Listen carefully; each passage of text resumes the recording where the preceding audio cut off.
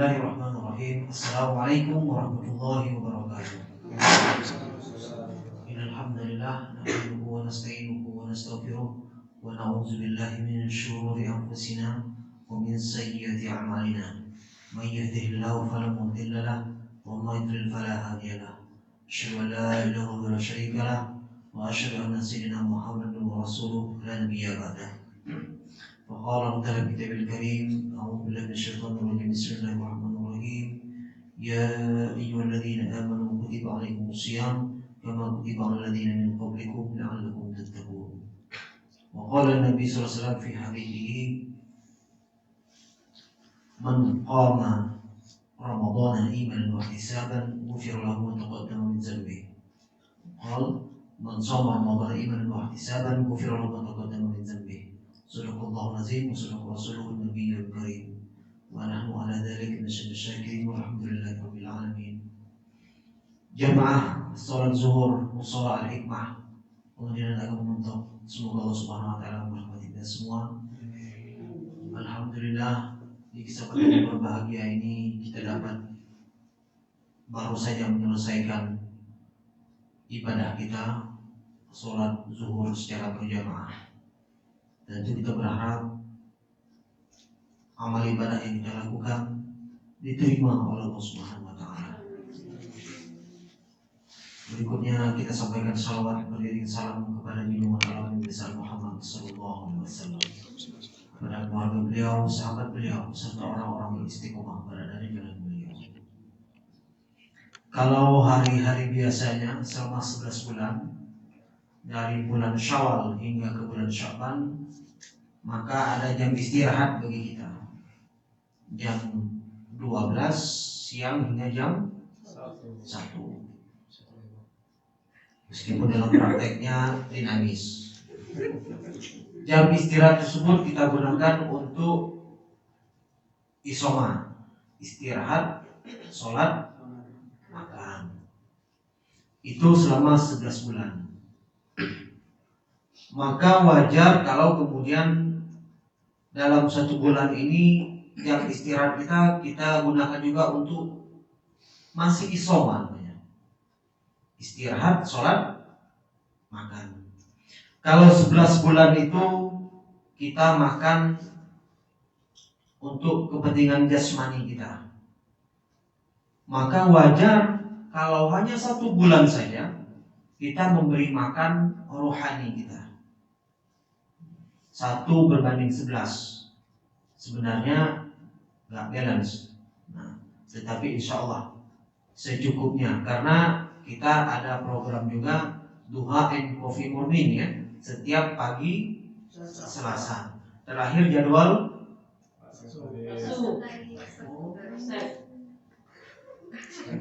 Nah, jadi dalam momen ini saya sampaikan ini adalah kegiatan kantor kita.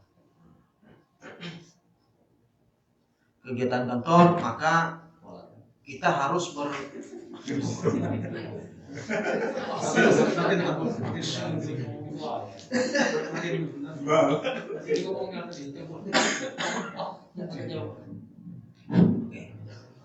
karena ini kegiatan kantor, maka kita harus berkomitmen. Ringan sebenarnya. Kita kalau kembali ke meja kerja kita, apakah maksimal kita bekerja jam-jam segini? Seberapa giat sih kita bekerja sehingga kita harus meninggalkan momen-momen kebersamaan seperti ini? Jadi tidak usah khawatir Bapak Ibu, insya Allah ini kebaikan untuk kita semua. Minimal kita bisa beriktikaf.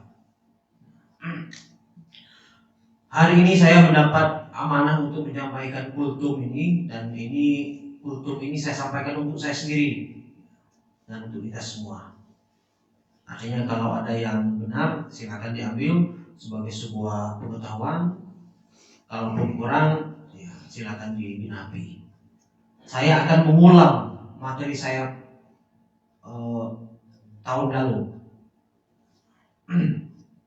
Kalau ada yang masih ingat, maka pengulangan ini insya Allah narasinya hampir mirip. Tadi di mukadimah saya sudah menyampaikan, membacakan untuk kita semua surah Al-Baqarah ayat 183 ya. kita semua hafal.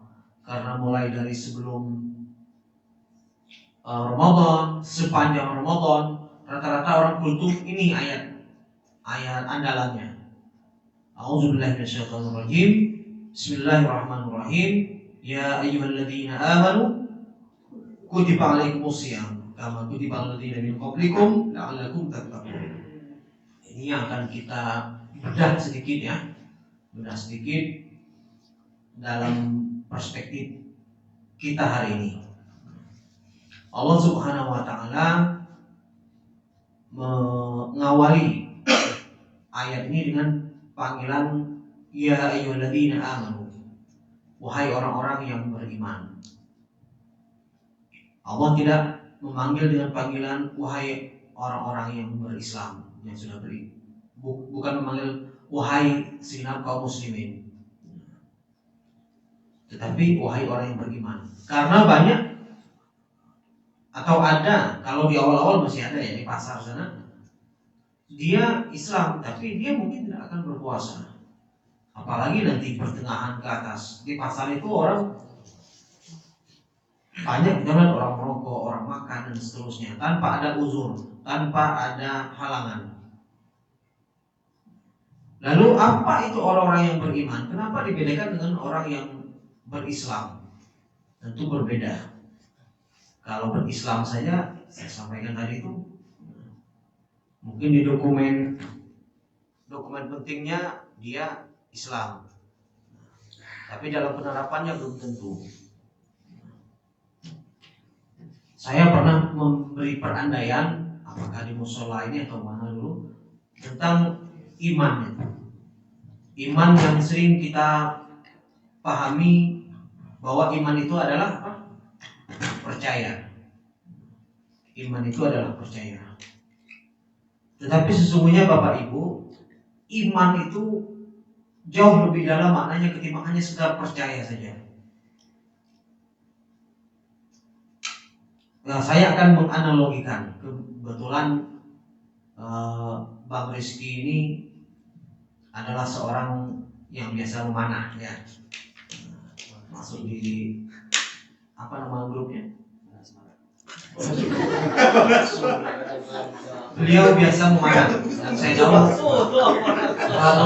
baru datang ke bentuk itu, saya tanya apa olahraganya? Beliau bilang panahan. Nah, dan ini memang olahraga sunnah Rasulullah SAW.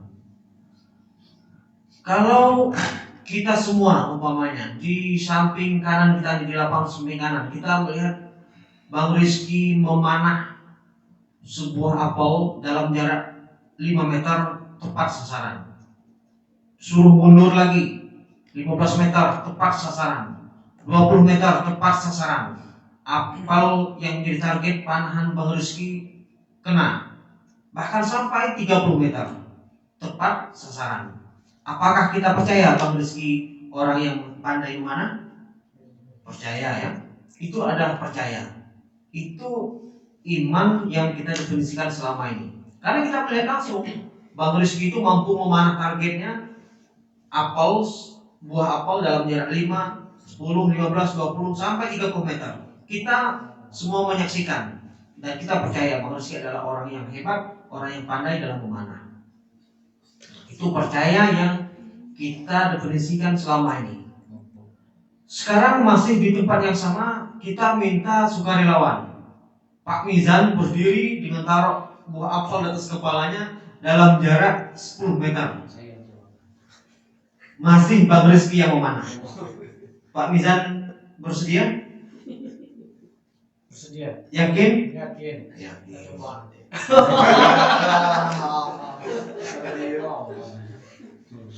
Kalau apelnya pindahin kepala Pak Agus, berani?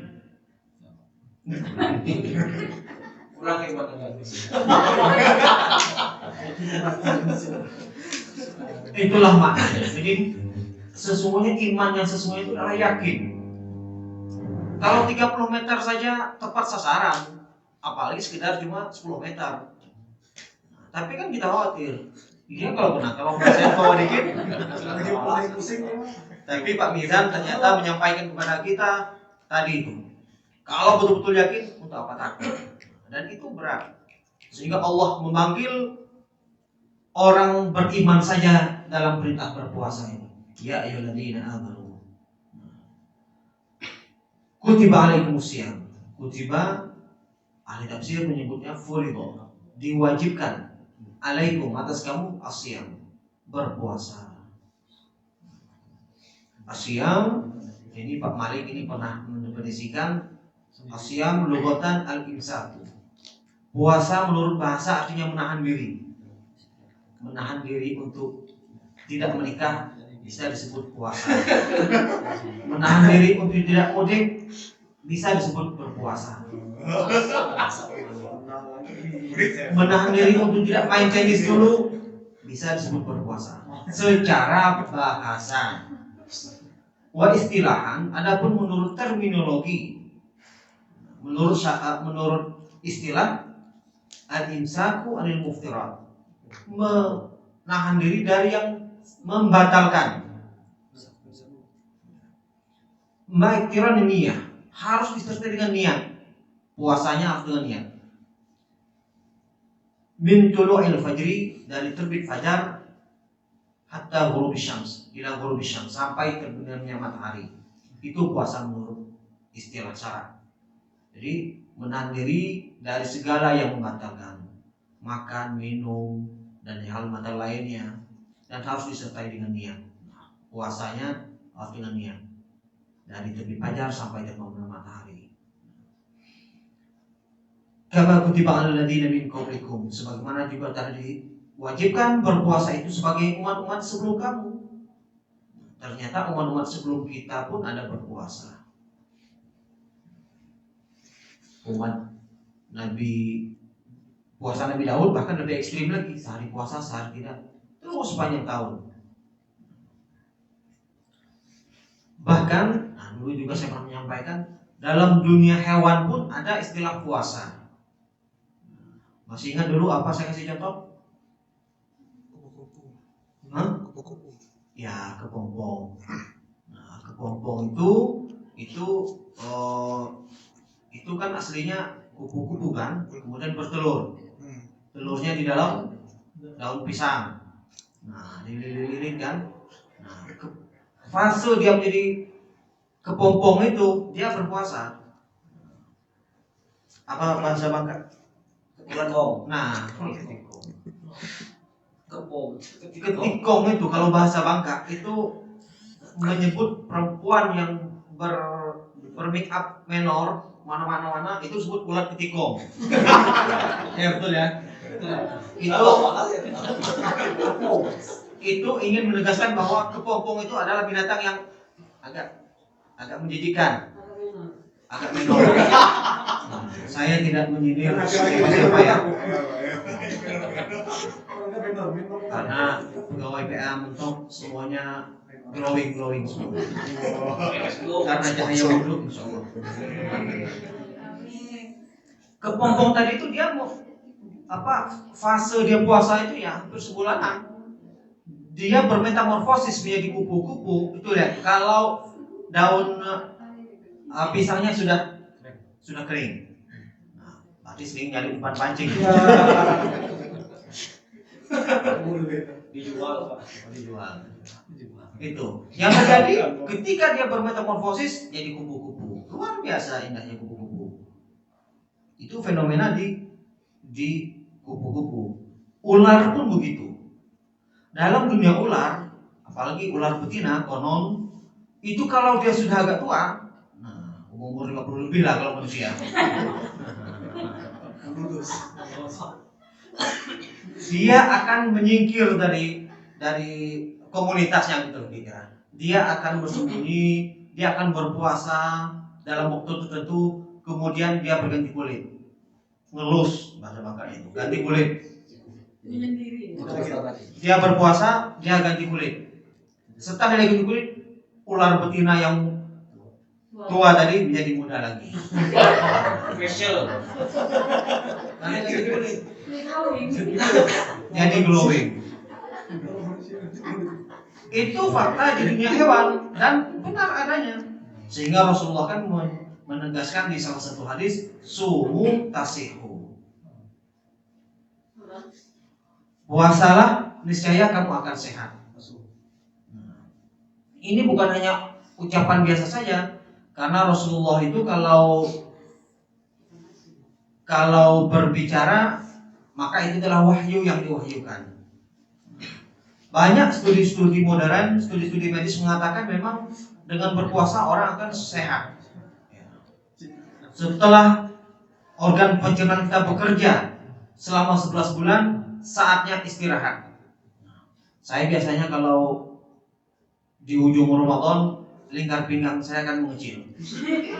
Cuma kadang-kadang pekan pertama Syawal kembali lagi. Artinya memang ada proses detoksifikasi menurut para ahli medis saat kita berpuasa. Yang biasanya jam segini kan kita mengunyah makanan kan, mulai dari nasi padang, pempek, tekwan, Lamongan, semuanya masuk. Tapi selama sebulan ini dia istirahat. Ketika dia istirahat maka dia akan mengeluarkan racun-racun di lipatan-lipatan usus kita yang selama ini bekerja. Itu jadi fenomena puasa terjadi pada umat Rasulullah, umat sebelumnya, bahkan di dunia hewan sekalipun. La'allakum tattaqun. Jadi tujuan puasanya adalah supaya kita menjadi pribadi yang bertakwa. Tattaqun itu dalam bahasa Arab itu termasuk fi'il apa, Ustaz Malik? Fi'il mudhari ya. Fi'il itu adalah kata kerja. Dalam bahasa Arab ada 3 kata kerja. Kata kerja menunjukkan lampau, fi'il madi. Kata kerja menunjukkan sekarang dan akan datang, fi'il mudhari. Dan kata kerja menunjukkan perintah, fi'il amar. Nah, ini belajar nahwu awal-awal lagi ya, kita semua. Tattaqun itu adalah fi'il mudhari, kata kerja yang menunjukkan saat ini dan akan datang. Ini menjelaskan kepada kita bahwa predikat takwa itu harus ada pada seorang yang berpuasa. Itu saat ini dan seterusnya dan akan datang. Jangan hanya waktu Ramadan aja. Dan ini memang evaluasi untuk saya, untuk kita semua. Kadang-kadang orang itu ke masjidnya hanya saat Ramadan saja. Orang itu qiyamul lail atau tahajudnya hanya Ramadan saja. Dia kalau tarawih semangat, tapi Syawal, ketika bulan Syawal dan seterusnya tidak qiyamul lail lagi. Tadi di awal saya bacakan juga, man qama ramadhana imanan wa ihtisaban busyira lahu ma taqaddama min dzambi. Barang siapa yang melaksanakan qiyamul lail, yang tahajud, yang tarawih di bulan Ramadan karena atas dasar keimanan dan mengharap ridho Allah, akan diampuni segala dosanya yang telah lampau. Bapak Ibu jamaah mushola al-hikmah, semoga Allah Subhanahu wa taala meridai semua. Ini kultum pembuka di Ramadan 1443 Hijriah ini. Semoga kita dapat memaksimalkan semua apa yang kita rencanakan, baik program individual kita secara pribadi, apa target kita, berapa kali khatam, target komunal kita sebagai sebuah keluarga besar yang disampaikan di apel tadi. Nah, kita ingin kalaupun kita hadir di sini di musola ini bersebelahan, nanti di surga kita bersebelahan juga. Kita di surga bertetangga juga. Salah satu yang usaha minimal kita itu saling mengingatkan. Mari kita saling tadarus, saling tilawah, saling mengingat dan kebaikan dan kesabaran. Itu adalah upaya minimal kita yang diprogramkan oleh kantor. Ini adalah dalam upaya untuk itu. Dan kalaupun ada kebijakan kantor yang dianggap keliru, sampaikan saja. Insya Allah kita akan mengevaluasinya. Dan sudah beberapa kebijakan yang kita evaluasi, yang sekiranya dalam pandangan kita tidak layak kita lanjutkan, kita stop. Tetapi kalau untuk kegiatan Ramadan, insya Allah ini adalah kebaikan. Dan kabarnya juga nanti ada iftar jama'i, kita buka bareng. Buka bareng ini bisa disponsori oleh kantor, bisa disponsori oleh perorangan. Jadi kantor siap mencatat siapa sponsor ini. Tidak usah khawatir. Rasulullah menegaskan di dalam hadis, orang yang memberi bukaan untuk orang yang berpuasa, dia akan mendapatkan pahala sebagaimana pahala orang yang berpuasa tanpa mengurangi sedikit pun. Bisa dibayangkan kalau satu orang siapa contohnya? Pak Malik memberi bukaan untuk 45 orang dan beliau ikhlas, maka beliau akan mendapatkan pahala berbuka hari itu untuk 46 orang. Bayangkan, subhanallah. Tapi bukan berarti kalau sudah masih bukan di atas 30 nggak puasa lagi. Orang yang meninggalkan puasa satu hari, kemudian dia berusaha untuk mengganti berpuasa sepanjang tahun, itu masih belum cukup. Saking besarnya dosa orang yang tidak berpuasa. Kalau masih ada tahun-tahun yang lalu sampai hari ini belum terbayar, niatkan nanti di bulan Syawal ganti ya. Ini bukan hanya ibu-ibu saja, kadang-kadang bapak ada juga yang lalai ya. Demikianlah kutum pada hari ini, semoga bermanfaat. Sekali lagi mari kita sama-sama saling menguatkan, saling merespon kebijakan-kebijakan positif di kantor. Insya Allah dengan kebersamaan nanti Pengadilan Agama Mentok, insya Allah sebagaimana yang kita cita-citakan di bawah komando Ketua Pemohon ZI, Pak Wakil Ketua. Bismillah, tahun ini kita mendapat predikat WBK insya Allah. Amin. Akhirul kalam. Wassalamualaikum warahmatullahi wabarakatuh.